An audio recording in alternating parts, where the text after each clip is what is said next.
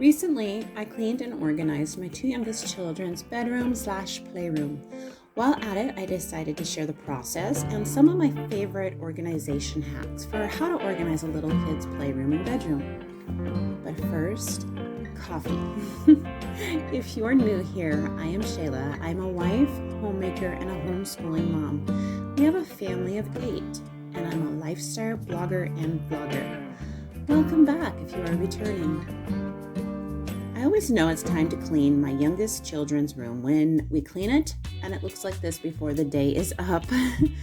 It looks a little worse than normal right now because the cousins were just here to play, but also because I've already started pulling things out to declutter and organize. This room is my youngest daughter's bedroom, but it's my 3 youngest kids' playroom too. Sometimes when the cousins come over to play, it is occupied and loved by 6 kids total, ages 2 up to 8.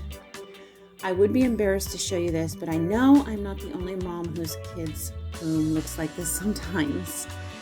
So what you're looking at is misplaced toys, but the bulk of what you're looking at is the past few months worth of clothing that 2 of my children have outgrown.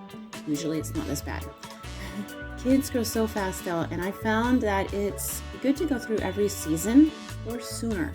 If you don't, the outgrown clothing can really take over. I have been so busy with homeschooling this winter though. I've presently got kids in preschool, elementary, middle, and high school. I'm homeschooling, so I just haven't had the time.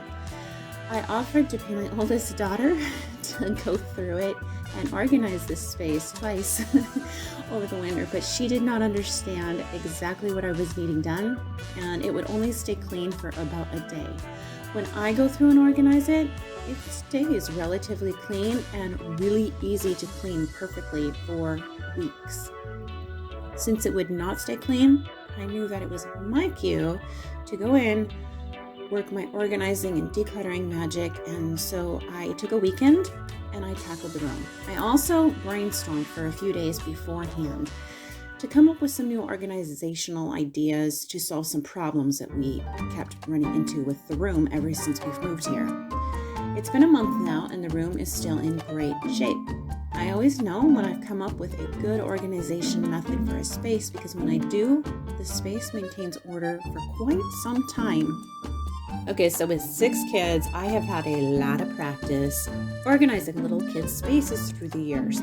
Not only that, but for 12 years, our growing family lived in a very small home, between 2 small homes actually. At one point, we were a family of 7, squeezing into a little 2-bedroom, 1-bath home that was less than 1,000 square feet of space. So through the years, I basically became a master at minimizing and organizing small spaces. Now we have adequate space. It's not massive, but it's a little over double what we used to have. So it's a little over 2,000 square feet of space, which I know to some people will seem like still a smaller home for a family our size. But compared to what I used to have, I find that it's actually a cinch to keep organized. And yeah, it's not uncommon for me to have room to spare. So let's turn up the tunes and dive right in.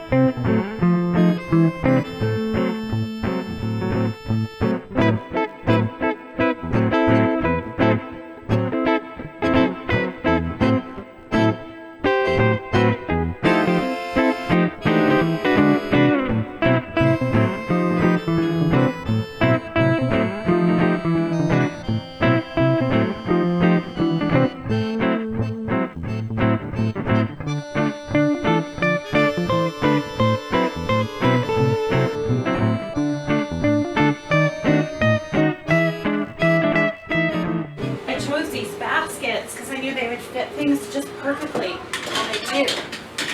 I have them in various sizes, from smaller to bigger. The reason that I did that was so that I could stack them. So I'm hanging a lot of things, and I'm putting a lot of the things up high that I want my children to ask me if they can play with it. I'm trying to teach them to, I have to do this with each one of my children, by the way, with all 6 kids. This is how I've done it, and it works. It really works as long as I stay kind of on top of it and keep things up like this. Anyways, they have to ask me if they can play with it. So I will take it down and let them play with it.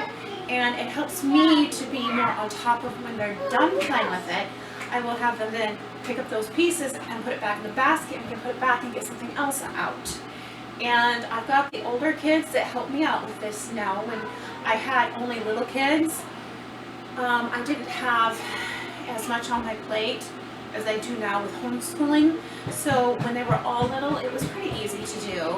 It got a little bit more challenging a couple years ago, but now it's to the point again where I've got myself and the older kids that the little kids can ask, hey, can you go get me my cars down or whatnot?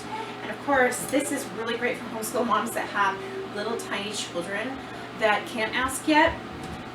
You put these up and you just make the decision when you want them to play with them. And if you're trying to teach your older kids a lesson or a homeschool lesson, or if you work from home and you need some time to focus while the younger kids are playing on something, you can keep them up and get them down for them only when you're trying to focus, and then put them back when you're done. And that works because it's like a new toy every time. If they don't have it out, like overwhelming them and becoming part of the environment all the time, they will be more apt to play with it when you do go get it out for them, because it'll be like a new toy.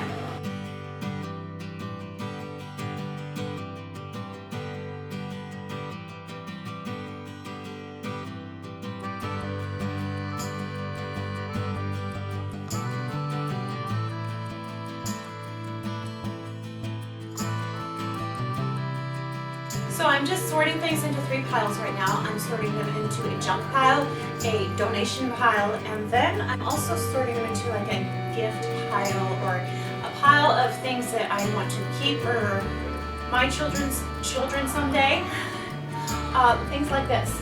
So this is a little skirt that I made for my oldest daughter when she was very small. And my second daughter has worn it and she outgrew it. Little vest that goes with it somewhere in all of these piles. Anyways, long story short, I definitely don't want to donate this. I want to keep it, or else I want to give it to somebody else that has a little girl, like in the family, that would use it, love it. Another thing that I wanted to point out is that a lot of people, I've read a lot of articles on this, and it's kind of a big problem. When you're making your donation pile, you want to be selective. For example, this right here, it's not in terrible shape, but it is stained. This right here, again, not in terrible shape, but my daughter has outgrown it, and it has holes in it. So this would be okay, like a long john shirt underneath something, and that's what we think when we're going to donate something. But the problem is that donation centers, they can't take things, or they won't take things that are stained or that have holes in them. And my aunt works at a donation center, and she said that she sees it all the time, where people will bring stuff that actually should go in the trash and that nobody needs or wants or can really use. So you don't want to donate things that are stained or holy. I will tell you guys something really fun that I like to do with clothing. Instead of throwing clothing that is not going to be used for clothing anymore away, I will show you guys something that I like to do with it. And it's kind of a little secret. It's recycling in a way. You can't always recycle your clothing too that is no good anymore. But I will show you what I like to do with it. I like to save it, and I'll show you what I like to do. Check out my leather POUF, you guys. I've got a black one, I've got a white one, and eventually I want to get a red one because we use these things all the time.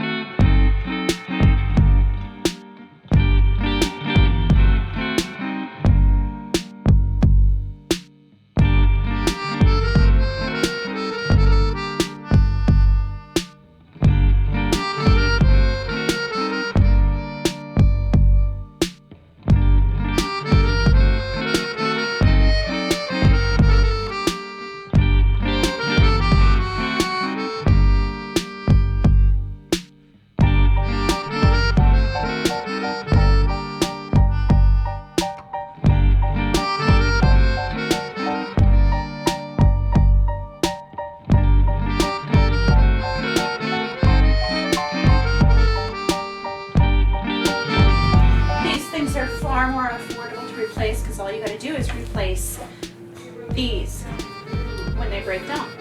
And so you save a lot of money in the long run.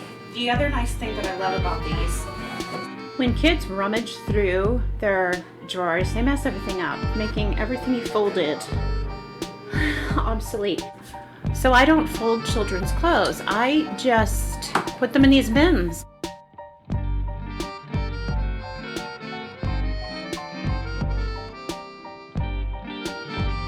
My daughter's at a phase where she likes to change her clothes multiple times a day, so I put most of her clothes up here. So I keep just enough clothes for her for the week in these bins. So right now I'm taking pictures and I'm chatting with a family member to ask her if she wants anything. Personally, I'm the kind of person that prefers to be asked. There are like 2 people that I know that no matter what they give me as far as kid clothes, I love it. And I actually wish I could hire them to do personal shopping for all of my children. I'm the kind of person that there are certain patterns, certain colors that I just don't like seeing in my face every single day, so I don't get them for my children and I don't put my children in them. And so I'm actually one of those people that kind of prefers to be asked before I'm just given clothes for my kids, because when I'm given clothes for my kids, a lot of times they're not even the right season, so they don't end up fitting the kid when the item is actually needed. And I end up storing clothes for no reason in the end.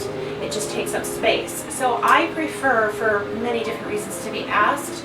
So that's what I do. I'm asking a family member each piece before I just give it to her. I could make it easy on myself and just shove it all in a bag and give it to the family member, but I would, I know what I like, and so I'm asking her on each piece because I know everybody has their own style. They have their own things they like to see, and not everything works for everybody, and it might not even work for the season. So it's always a good idea, in my opinion, to ask somebody if they actually want something before you just give it to them.